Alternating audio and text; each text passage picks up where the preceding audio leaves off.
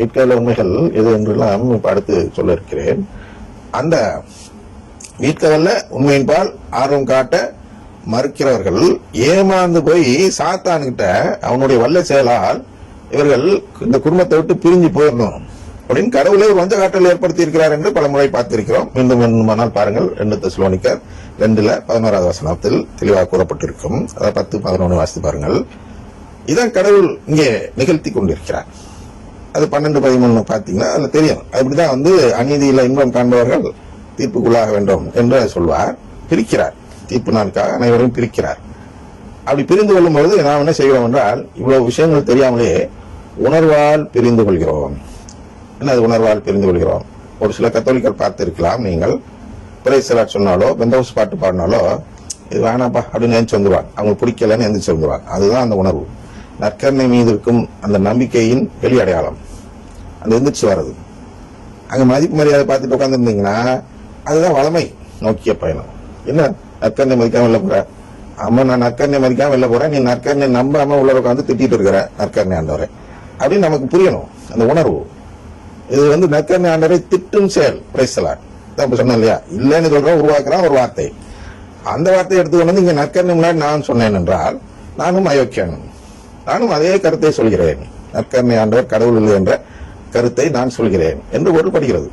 அதனால் பிரைஸ்தலாட் அப்படின்னா எல்லாம் கை தூக்குனீங்கன்னா அந்த கை தூக்குற நபர்கள் எல்லாருமே, அல்லாட்டி அதுக்கு பதில் சொல்லக்கூடிய நபர்கள் அனைவருமே நற்கருணை ஆண்டவரை தூஷணம், அதாவது திட்டுகிறீர்கள், அது வெறும் அப்பந்தான் என்று சூளுரைக்கிறீர்கள், அறிக்கையிடுகிறீர்கள் அப்படின்னு எடுத்துக்கலாம்.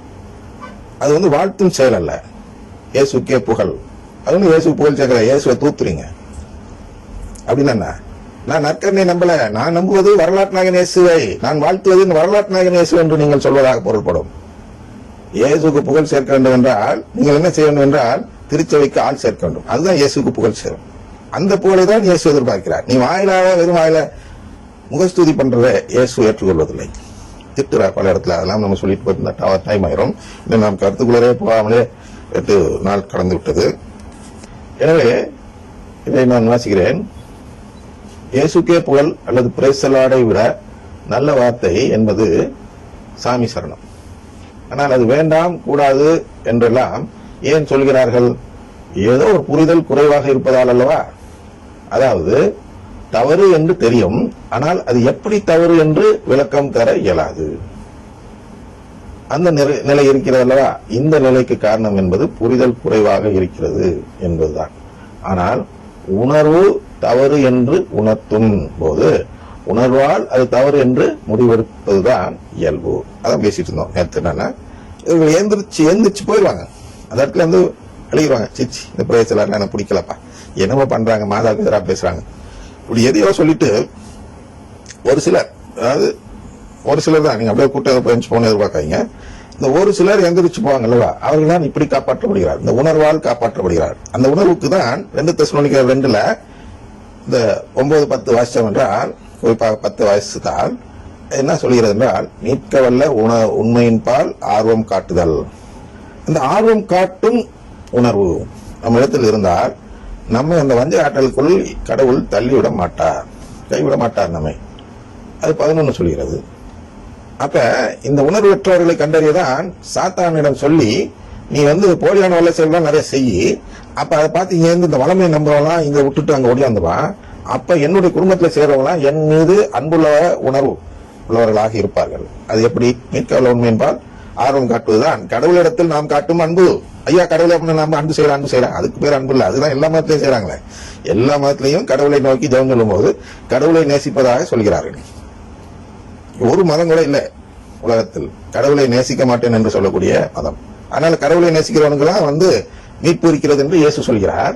எனவே அந்த மதத்தில் இருப்பதெல்லாம் கடவுளை நேசிக்கும் செயலா என்றால் இல்லவே இல்லை.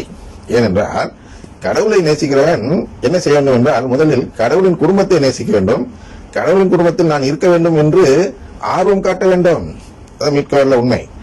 அப்ப கடவுள் குடும்பத்தின் மீது ஆர்வம் காட்ட மறுப்பது என்பது கடவுளை நேசிக்கும் செயல் அல்ல. அதனால வஞ்ச ஆற்றலை கொண்டு வருகிறார். தன்னை நேசிப்பவனை கடவுள் ஒன்றும் வஞ்சனை செய்வதில்லை. தன்னை நேசிக்காமலே இருந்துவிட்டு ஆனால் நேசிப்பது போல் ஒருவன் நடித்தால் அவனை எப்படி கடவுள் பிரிக்க முடியும் என்றால், ஏதாவது வஞ்சகம் செய்துதான் பிரிக்க முடியும். ஒரு ஏமாத்து வேலை. ஏதாவது இந்த அங்க இருக்கு, இந்த இங்க இருக்கு அப்படின்னு எதையோ ஒன்று சொன்னால் அங்க ஓடி விடுவார்கள். உண்மையில் ஆர்வம் இல்லாதவர்கள் அதை அங்க வெளியேறுவதன் மூலமாக வெளிப்படுத்துவார்கள். உங்களிடத்துல எல்லாம் எனக்கு ஆர்வம் இல்லாண்டவரே, எனக்கு இந்த வல்ல செயல்கள் மீதுதான் ஆர்வம், எனக்கு இந்த வளமை மீதுதான் ஆர்வம், எனக்கு இந்த பணத்தின் மீதுதான் ஆர்வம் அப்படின்னு சொல்லி எல்லாரும் என்ன பண்ணுவாங்க, கடவுளை நேசிக்கவில்லை என்று சொல்வதன் அடையாளமாக அந்த இயக்கத்தில் சென்று சேர்ந்து விடுவார்கள். நடந்த எவ்வளவு அந்த இயக்கம் கத்தோலிக்க திருச்சபையிலிருந்து அந்த இயக்கம் எத்தனை கிலோமீட்டர் தூரத்தில் இருக்கிறது என்றால் அது 1 சென்டிமீட்டர் கூட விலகி இல்லை, தூரம் இல்லை, இங்கேயே இருக்கிறது, கத்தோலிக்க திருச்சபைக்குள்ளேயே இருக்கிறது. எப்படி இருக்கிறது என்றால் ஒரே வார்த்தை சொல்லும் நேரம்தான். பிரைஸ் தி லார்ட் என்று ஒருவர் சொல்லிவிட்டால் அவர் அங்கே போய்விட்டார், வஞ்சகாற்றலை நோக்கி போய்விட்டார், அப்படின்னா வல்ல செயல்களை நோக்கி போய்விட்டார். அப்படின்னா அடுத்து என்ன, மீட்க வல்ல உண்மையின் பால் ஆர்வம் தனக்கு இல்லை என்று காட்டிவிட்டார், பிரைஸ் தி லார்ட் சொல்லிவிட்டார். இந்த உண்மை வெளிப்பட்டு விடுகிறது. அதான் பார்த்தோம். அது உணர்வால் அது தவறு என்று முடிவெடுப்பது இயல்பு. உணர்வுதான் நமக்கு என்ன காட்டும் என்றால் எனக்கு ஆர்வம் இருக்கிறதா இல்லையா என்பதை உணர்வுதான் காட்டும்.